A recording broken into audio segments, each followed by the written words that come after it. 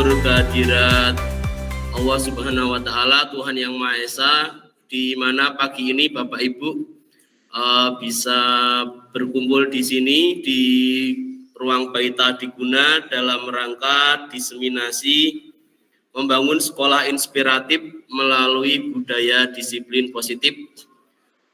Kami menyampaikan salam dari Bapak Pimpinan, dari Bapak Kepala Sekolah. Kebetulan pagi ini ada kegiatan di luar yang tidak bisa diwakilkan, sehingga beliau berpesan semoga kegiatan ini memberi manfaat untuk kita, memberi pencerahan, memberi pengetahuan-pengetahuan baru, sehingga sekolah kita bisa menjadi sekolah yang menyenangkan, sekolah yang inspiratif, dengan mendalami beberapa hal terkait dengan budaya disiplin positif. Singkat saja mungkin dari saya, terima kasih. Assalamualaikum warahmatullahi wabarakatuh.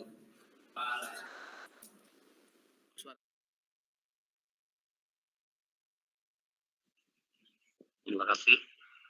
Mohon izin perkenalkan diri, saya Ari Murti Asmoro, SPTMPD, sebagai calon guru penggerak Angkatan 11 di Kota Semarang. Saya masuk di dalam kelas C pada calon guru penggerak ini, dan pada kesempatan ini akan menyampaikan diseminasi segala ilmu, pengetahuan, pemahaman dari materi yang sudah saya dapatkan dengan tema budaya positif. Terima kasih.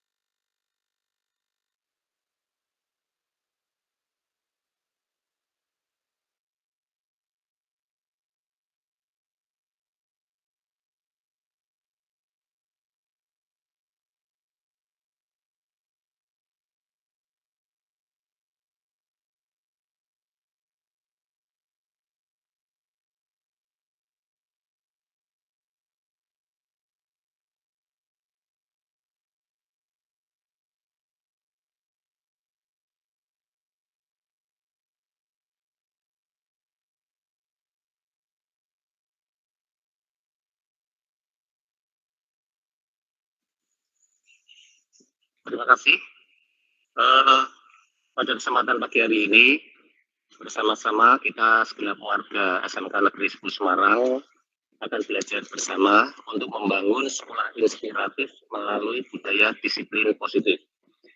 Dari materi yang saya dapatkan dengan pemahaman dan pengalaman yang pernah saya lakukan di dalam melaksanakan budaya disiplin positif, banyak sekali hal-hal yang saya pelajari dan yang baru selama saya mengikuti program pendidikan guru penggerak ini. Dalam mewujudkan budaya positif di sekolah, kedisiplinan merupakan unsur utama yang penting untuk dilakukan oleh seluruh warga sekolah. Sebagian guru berpendapat bahwa jika murid bisa disiplin, mereka bisa mengikuti proses pembelajaran dengan baik. Kita pasti setuju dengan hal tersebut, bahwa di dalam kita bisa melaksanakan proses pembelajaran, kedisiplinan itu merupakan faktor utama agar siswa bisa mengikuti pembelajaran dengan baik sampai kepada hasil yang diharapkan. Yang kedua, sebagian guru juga berpendapat bahwa mendisiplinkan murid adalah bagian yang menantang dari pekerjaan setiap guru. Nah, untuk kita bisa memberikan pembiasaan budaya disiplin kepada murid, ini hal yang menantang untuk kita semuanya. Bukan hal yang mudah, karena kita sebagai guru tidak hanya sekedar untuk menyampaikan materi pembelajaran, tetapi bagaimana menanamkan disiplin baik di dalam kelas maupun di dalam lingkungan sekolah kita. Kalau kita berbicara mengenai disiplin, ada hal-hal di mana kita akan terbayangkan bahwa disiplin itu mengenai tata tertib.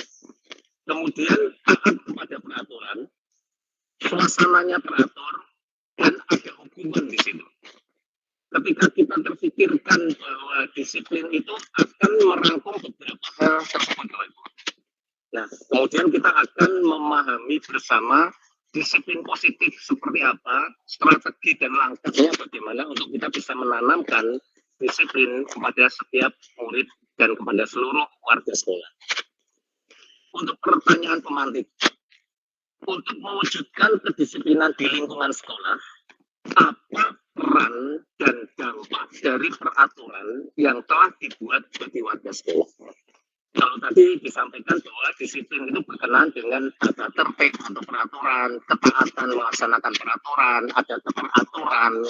Nah, setiap peraturan yang ada di sekolah, dimanapun satuan pendidikan, itu peran dan dampaknya apa? Begitu. Nah, ini menjadi pertanyaan pemantik kita semuanya.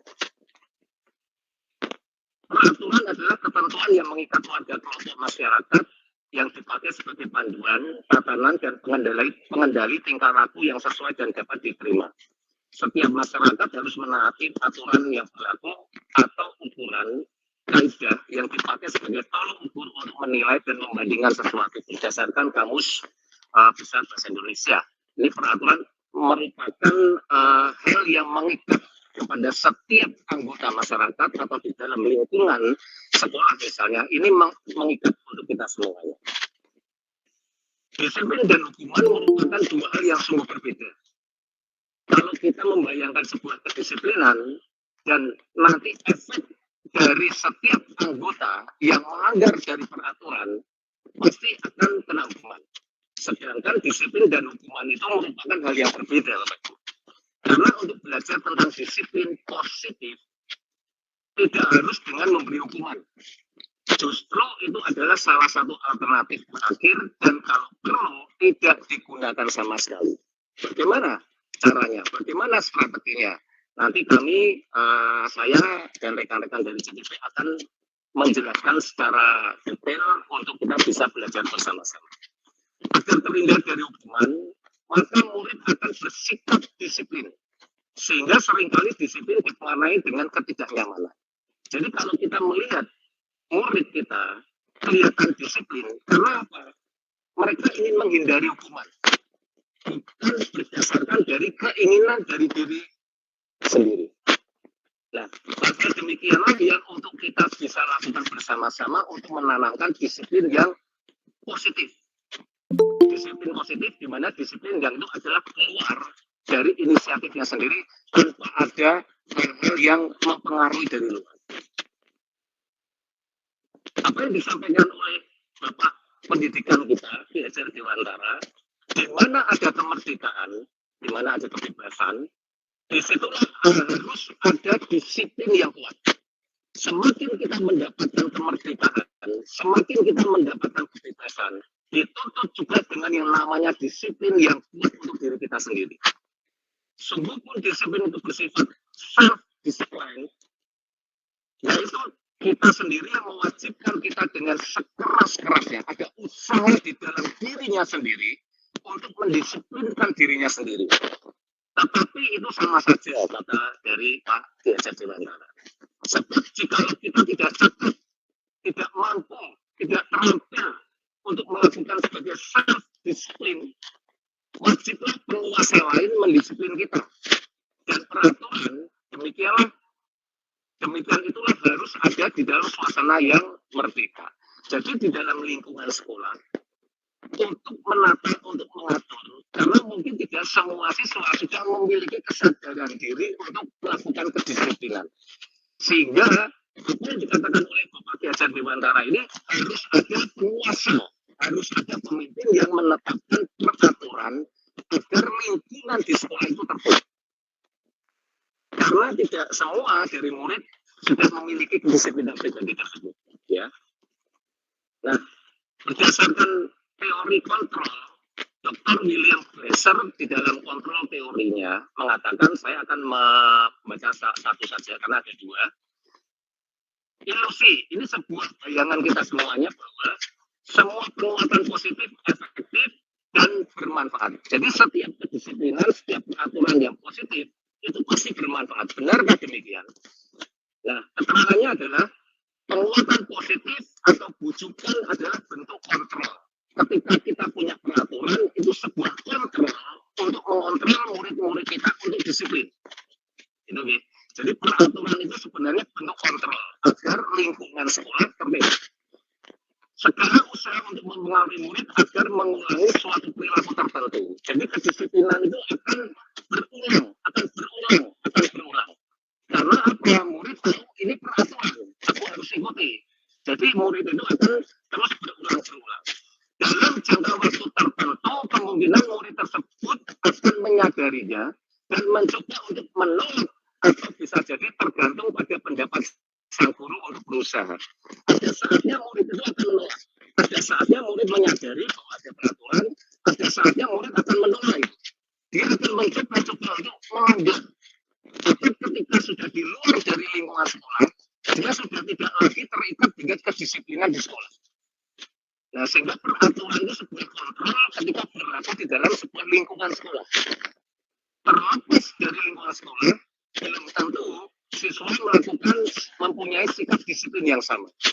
Nah, inilah mengapa kita perlu bersama-sama untuk kita membangun budaya disiplin positif. Sehingga siswa ketika ada di dalam maupun di luar sekolah, sikap disiplinnya sama. Itu harapan kita semuanya. Nah, dari Brian Wilson mengatakan bahwa disiplin itu dari kata disiplina, yang artinya belajar. Jadi siswa kalau sekolah itu bukan hanya sekedar belajar, tetapi ada kata disiplin. Jadi murid itu juga bisa dikatakan dalam bahasa Inggris bisa student, bisa juga sebagai disiplin. Jadi memang murid di sekolah bukan hanya sekedar belajar, tetapi bagaimana di dalam dirinya membangun sikap disiplin itu sangat penting sekali. Sehingga untuk menjadi seorang murid yang belajar di sekolah harus paham betul alasan mengapa mereka mengikuti peraturan. Sehingga motivasi yang terbangun adalah motivasi intrinsik, bukan motivasi ekstrinsik. Nah, ketika murid sudah menyadari bahwa aku harus disiplin, bukan karena aku harus ikut aturan, atau bukan karena ada faktor luar dari faktor ekstrinsik, sehingga tujuan kita mendidik siswa itu berhasil. Karena apa? Kita menanamkan disiplin positif itu di dalam diri siswa karena ada kesadaran di dalam dirinya, bukan karena tergantung dari faktor luar. Kalau hanya tergantung dari faktor luar, siswa akan tergantung di disiplin di sekolah, tetapi mungkin tidak disiplin di luar. Nah, inilah proses dan tahapan yang akan kita lakukan bersama-sama. Ini akan saya lewati. Kemudian berdasarkan pengertian dari kata disiplin dan teori kontrol, disiplin positif merupakan perubahan perilaku positif pada warga sekolah, khususnya murid, melalui proses pendampingan, pembimbingan, dan pembinaan oleh kita semuanya, oleh guru sebagai pendidik. Tujuan dari disiplin positif pada murid bukan hanya ketika berada di lingkungan sekolah. Disiplin positif murid, khususnya kita SMK, akan sangat berguna saat dia lulus dan bekerja. Dia berwirausaha maupun melanjutkan ke perguruan tinggi. Sehingga tujuan dari disiplin positif ini tidak hanya untuk dalam rentang waktu hanya cukup 3 tahun. Tetapi ketika dia lulus, disiplin ini akan menjadi membentuk karakter murid itu dimanapun dia berada, ketika dia bekerja, ketika dia berwirausaha, ketika dia melanjutkan perguruan tinggi, disiplinnya akan tetap terbentuk. Ini yang menjadi tujuan kita bersama. Seseorang yang memiliki disiplin diri berarti mereka bisa bertanggung jawab terhadap apa yang dilakukannya karena mereka berdasarkan tindakan mereka pada nilai-nilai kebajikan universal. Ya, kebajikan universal itu apa Bapak Ibu? Kita akan belajar bersama. Nilai-nilai kebajikan dari 6 institusi organisasi menetapkan 6 kebijakan universal. Ada profil pelajar Pancasila, ada IPO, Primary Years Program, 9 pilar karakter, petunjuk seumur hidup dan keterampilan hidup, petunjuk hidup, the 7 essential virtues. Nah, dari 6 organisasi atau institusi ini yang kita pakai adalah kebijakan universal dari profil pelajar Pancasila. Pancasila. Nah, dengan harapan demikian, Bapak Ibu. Dengan harapan setiap peraturan yang ditetapkan oleh sekolah itu memiliki nilai-nilai kebajikan yang bertujuan itu akan membentuk karakter sifat disiplin pada siswa. Jadi setiap peraturan itu bukan dibuat tanpa alasan, bukan dibuat tanpa tujuan, tetapi tujuannya adalah agar membentuk karakter siswa, yaitu profil pelajar Pancasila. Yang pertama, agar siswa beriman bertakwa kepada Tuhan Yang Maha Esa dan berakhlak mulia. Yang kedua, memiliki disiplin di dalam kemandirian. Yang ketiga, bernalar kritis, berkebinekaan global, bergotong royong dan kreatif. Jadi setiap peraturan yang ditetapkan oleh sekolah bertujuan untuk menanamkan kebajikan universal ini kepada murid-murid kita semuanya. Teori motivasi. Dengan dosen dalam bukunya Restructuring School Discipline mengatakan ada 3 motivasi mengapa murid atau manusia melakukan suatu tindakan. Yang pertama, untuk menghindari ketidaknyamanan atau objek. Yang kedua, untuk mendapatkan imbalan atau penghargaan dari orang lain. Yang ketiga, menjadi orang yang mereka inginkan untuk diri mereka sendiri dan menghargai diri sendiri dengan nilai-nilai yang mereka percayai. Setiap orang yang melakukan peraturan, yang melakukan suatu bentuk kedisiplinan, ada 3 motivasi. Bisa karena agar aku tidak dihukum, agar aku bisa mendapatkan sesuatu, atau karena kesadaran dirinya sendiri. Kita menyadari tidak semua murid pada poin yang ketiga, belum. Tetapi ini tugas kita bersama. Karena murid langkah tertib, agar apa? Tidak dihukum. Agar murid apa? Mendapatkan imbalan. Ketika murid sudah tidak di sekolah, dia tidak merasa tidak akan dapat hukuman lagi dari sekolah kalau dia ada di luar sekolah. Sehingga ini tidak membentuk karakter disiplin di dalam dirinya. Ketika murid melakukan kedisiplinan karena ingin mendapatkan hadiah, ketika dia tidak mendapatkan hadiah, cenderung dia akan melakukan pelanggaran. Sehingga 2 hal ini menjadi faktor eksternal murid untuk melakukan sebuah kedisiplinan. Nah, poin yang ketiga, apakah aku dihukum atau tidak, apakah aku mendapatkan hadiah atau tidak, tidak masalah. Karena apa? Kedisiplinan itu perlu untuk diriku sendiri. Ini yang akan kita bangun bersama menjadi sekolah inspiratif yang melalui budaya disiplin positif. Berikutnya, bedanya hukuman, konsekuensi, dan restitusi. Nah, tindakan terhadap suatu pelanggaran pada umumnya berbentuk hukuman atau konsekuensi. Jadi kalau murid melakukan pelanggaran pada sebuah peraturan, dia akan mendapatkan hukuman atau dia akan mendapatkan konsekuensi. Hukuman bersifat tidak terencana. Bedanya apa, Bapak Ibu? Beda antara hukuman, konsekuensi, dan restitusi. Hukuman bersifat tidak terencana atau tiba-tiba, bersifat satu arah atau melalui suatu kesepakatan atau pengarahan dari pihak guru baik sebelum atau sesudahnya. Contoh, ketika murid terlambat tanpa ada kesepakatan, karena ini sifatnya searah, guru akan langsung memerintahkan murid lari lapangan 10 kali. Murid bingung, loh memang aku salah, aku terlambat. Hukumannya adalah lari 10 kali tanpa ada kesepakatan sebelumnya. Ini hukuman. Tanpa memberi kesempatan kepada murid menyampaikan alasannya. Dan dampak dari hukuman adalah murid jadi bingung, murid jadi kecewa, murid jadi tidak percaya, murid jadi sentimen, murid jadi marah, murid jadi dendam, dan lain-lain. Karena apa?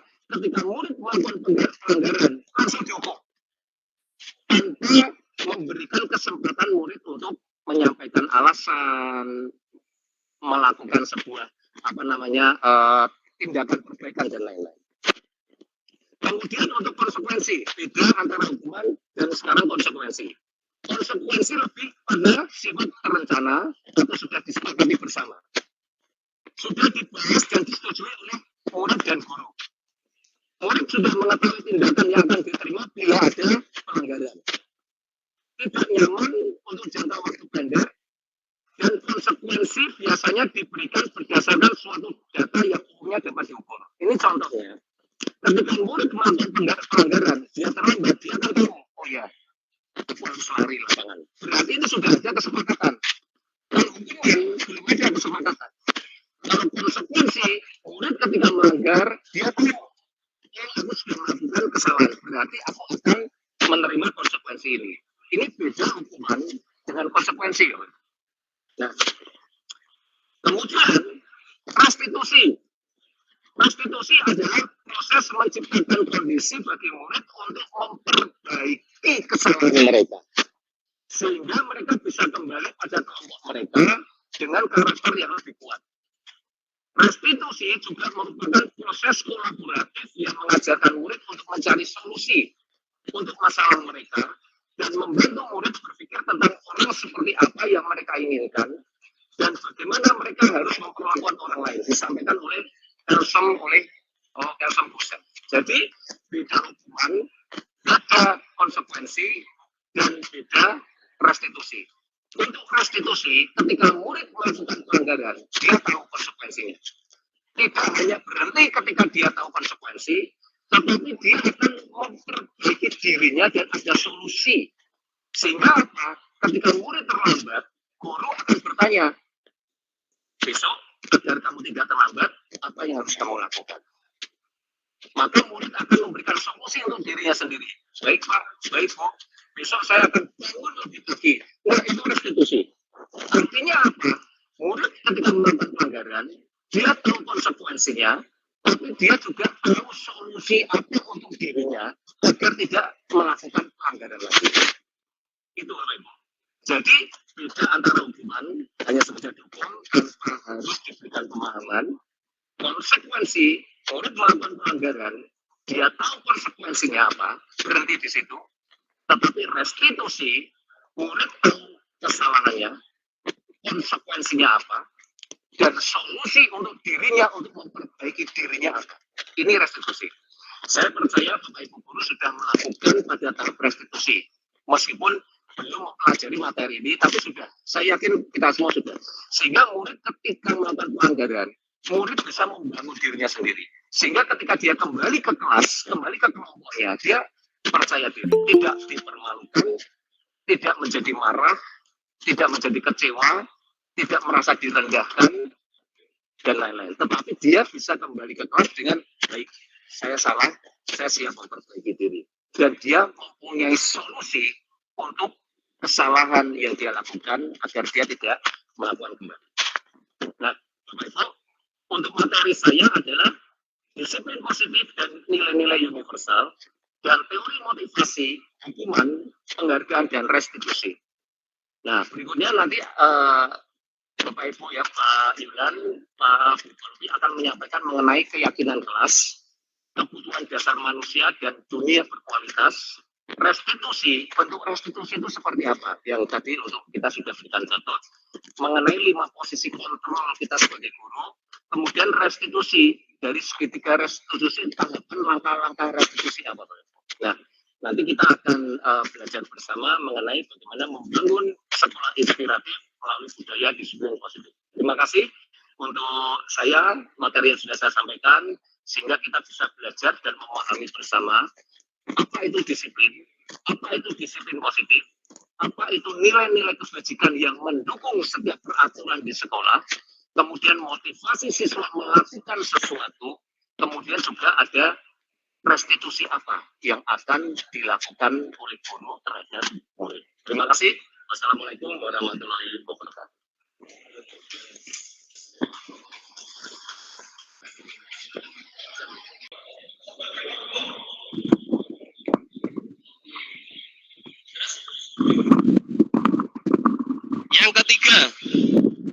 Yang ketiga, ayolah lakukan demi ibu atau bapak. Kira-kira apa? Apa Pak Aris? Pak Aris nggak apa?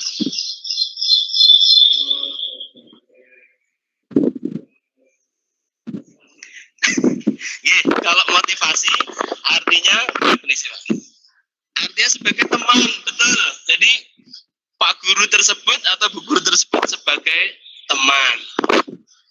Yang keempat, apakah kamu mendapatkan stiker? Apakah kamu mau mendapatkan stiker bintang hari ini? Anak saya kalau pulang dari sekolah, Bu, ya aku dapat stiker bintang, ditempel di pipinya, dilihatkan ke saya. Artinya apa? Dia bisa mengerjakan tugas dari gurunya. Guru itu bisa sebagai pemantau atau pemberi hadiah di situ. Yang keempat, yang kelima, bagaimana kamu bisa menyelesaikan masalah ini? Itu mengeksplor siswa. Jadi guru tersebut berposisi menjadi manajer.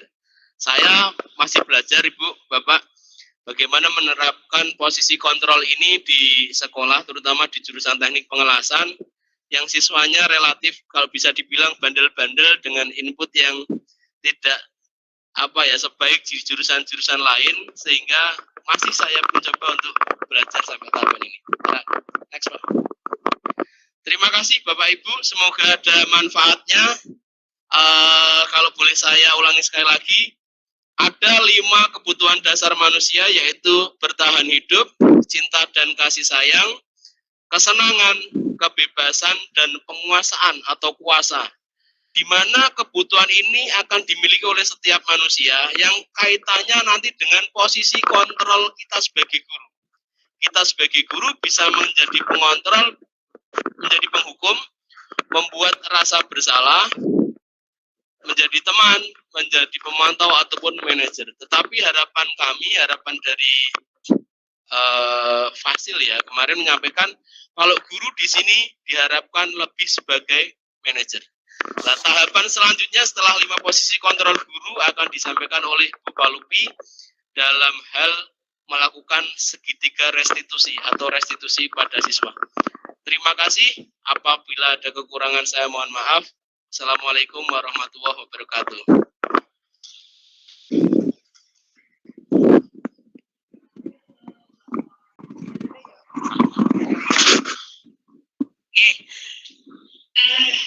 Jadi validasi tindakan yang salah. Apa yang kamu lakukan itu sebetulnya tidak salah.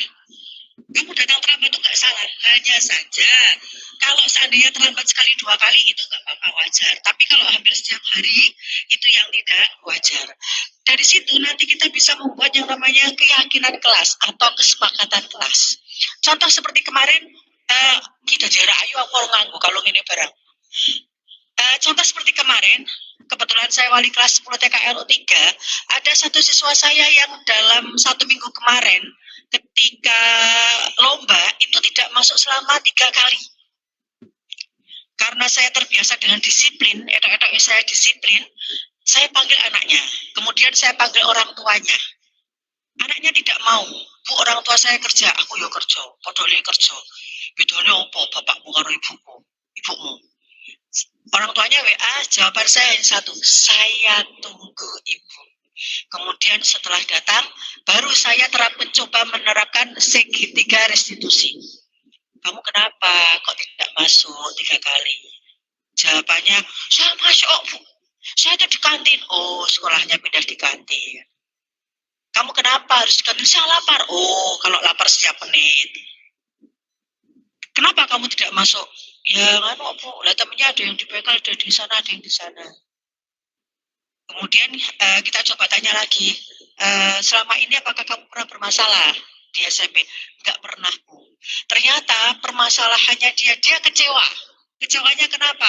Selama ini dia itu sudah mengikuti klub sepak bola yang di Unika. Dan jam latihannya itu dimulai dari jam 4 sore. Sementara sekolahnya selesai jam 3. Akhirnya dari masalah itu orang tua, komunikasi antara orang tua, saya dan guru BK terjadi kesepakatan atau solusi untuk si anak itu. Solusinya apa? Anak bisa mengikuti kembali latihan sepak bola jika jam terakhir dia meminta izin kepada guru jam terakhir. Dan itu latihannya tidak setiap hari. Jadi antara sekolah tidak terabaikan, juga bakat, hobi, dan minatnya juga bisa salurkan. Itu segitiga restitusi yang sudah kami buat. Selain itu kepada anak-anak yang datang terlambat, sama kita sampaikan dalam menggunakan segitiga restitusi. Dari masalah-masalah yang sudah terhimpun, maka kita akan menyampaikan dalam bentuk sebuah keyakinan atau kesepakatan kelas. Bapak Ibu mungkin bisa diterapkan. Jadi sebelum Bapak Ibu mengajar, Bapak Ibu bisa membuat keyakinan ataupun kesepakatan kelas. Apa saja toh yang harus kita sampaikan ke siswa? Ingatkan. Nah, ini Bapak Ibu. Saya kira itu dari saya terkait dengan segitiga restitusi dan keyakinan kelas atau kesepakatan kelas. Jadi Bapak Ibu nanti bisa menerapkan segitiga restitusi tidak hanya bisa diterapkan di siswa, tetapi dengan teman pun bisa. Seandainya Bu Sami kok tidak berkenan dengan saya, panggil aja. Kalau pikir mau ngisi-ngisin ya, aku dolanan HP, nopo toh jenengan bisa menerapkan itu. Terus nanti kesepakatan sesuk menen atau di presenter jenengan ora usah ngono aku lah. Ada kesepakatan antara saya dan Bu Sami. Itu. Begitu Bapak Ibu. Dari saya.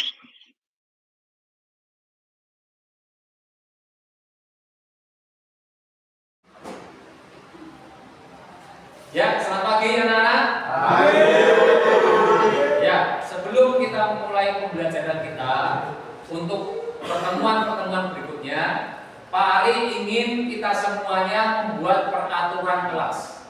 Peraturan yang tidak dibuat oleh Pak Ari, tetapi oleh kalian sendiri untuk kalian sepakati dan kalian lakukan dengan penuh kesadaran. Karena peraturan-peraturan ini adalah muncul dari ide-ide, dari usulan-usulan, dari gagasan-gagasan kalian sendiri. Ya, tujuan dari peraturan ini adalah untuk membentuk karakter kalian, untuk membentuk kedisiplinan kalian, untuk kalian bisa mengikuti tata tertib sekolah dengan baik. Ya, tujuannya itu. Karena apa? Karena ketika kalian sudah terbentuk karakter kalian, setelah lulus dari SMK Negeri 10 Semarang, kalian pun memiliki karakter yang disiplin ketika kalian bekerja, ketika kalian berwirausaha, ketika kalian melanjutkan ke perguruan tinggi, dan dimanapun kalian berada, karakter inilah yang terbentuk dalam hidup kalian semuanya. Baik, kita akan sepakati bersama peraturan kelas untuk 11 PKR 1. Silakan yang ingin mengusulkan peraturan kelas kita yang pertama. Siapa? Saya Pak. Ya, silakan. Tentang apa? Disiplin Pak. Tentang disiplin. Silakan maju untuk menuliskan di papan tulis. Ya. Tulis. 1. Disiplin.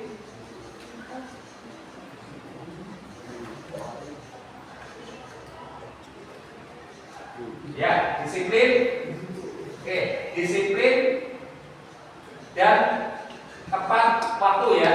Disiplin, oke, disiplin cukup ya. Artinya disiplin yang ditulis oleh teman ini adalah tepat waktu ketika masuk kelas dan selesai pembelajaran. Baik, yang kedua siapa? Ya, silakan. Tentang apa? Tidak boleh makan dan minum di dalam kelas. Silakan, tulis. Setuju semuanya? Setuju.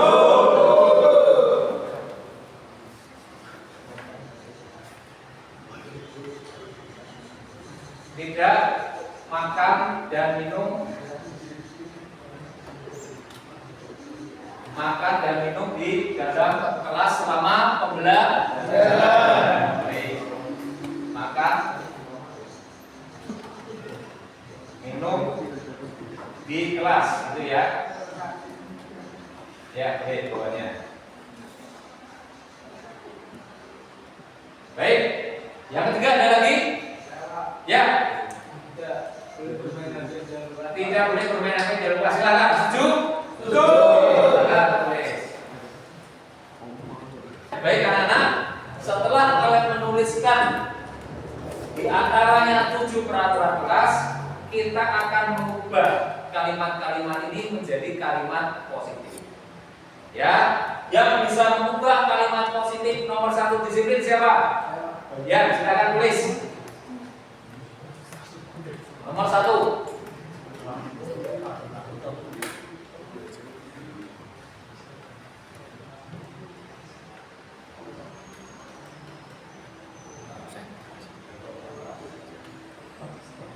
Ya, datang ke kelas tepat waktu. Setuju ya? Setuju.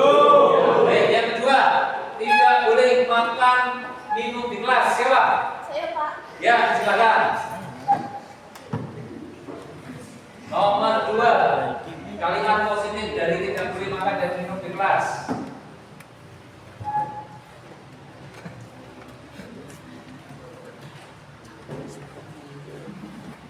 Menjaga kebersihan. Setuju? Setuju. Ya. Ya, terima kasih. Nomor 3, tidak bermain HP di kelas. Siapa? Yang kedua. Ya, silakan masuk cepat. Setelah kalian menyusun kalimat-kalimat positif ini, mari kita sarikan dalam kalimat-kalimat positif ini kepada nilai-nilai kebijakan atau nilai-nilai karakter yang akan kalian dapatkan ketika kalian melaksanakan peraturan semuanya ini. Yang pertama, datang ke kelas tepat waktu. Nilainya apa? Disiplin. Disiplin. Baik. Yang kedua, menjaga kebersihan kelas. Nilai apa yang kalian dapatkan? Kebersihan. Ya.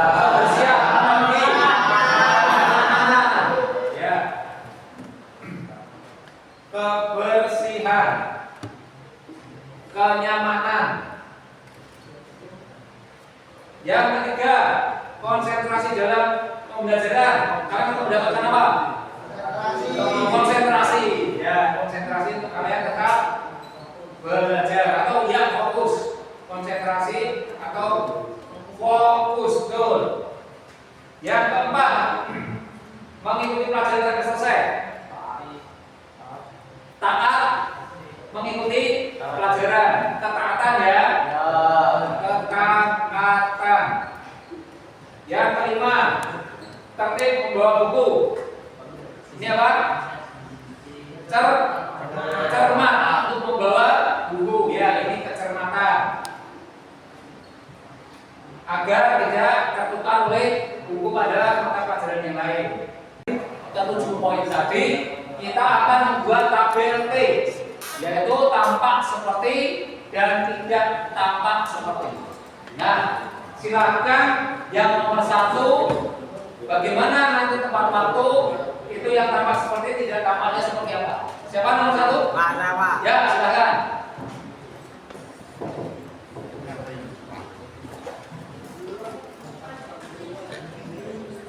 Ya, nomor 1. Tepat waktu. Yang tidak namanya apa? Ya. Terlambat. Ya.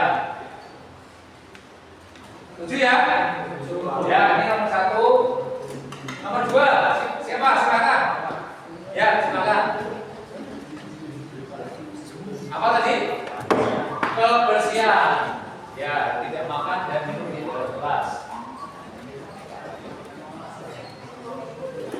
Tidak namanya adalah kelas kotor. Ya, terima kasih. Yang ketiga, ya, silakan. Setelah kita menyepakati semuanya keyakinan kelas kita, Pak Ari ingin kalian berbagi tugas. Ketua kelas siapa?